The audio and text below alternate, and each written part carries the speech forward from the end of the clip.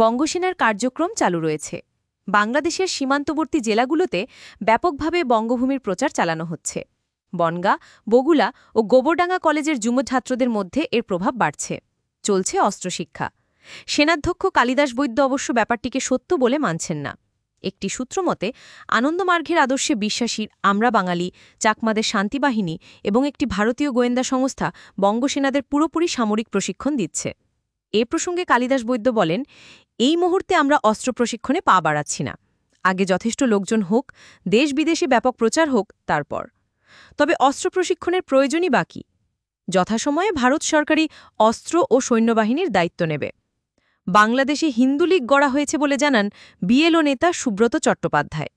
বঙ্গভূমি সংগঠকদের হাত শক্ত করতে বিজেপিও এগিয়ে এসেছে।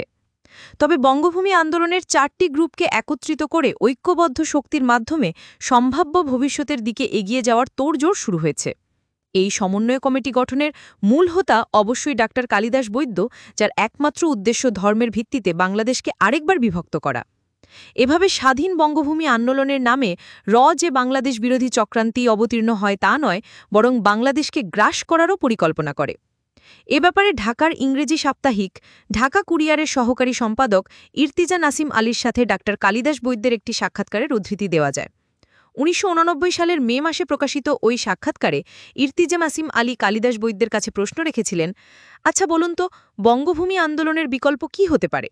তাৎক্ষণিকভাবে কালিদাস বৈদ্য উত্তর দিয়েছিলেন, বিকল্প একটাই, বাংলাদেশ যদি ভারতের অঙ্গরাজ্য হয়ে নীরবে বশ্যতা স্বীকার করে নেয়।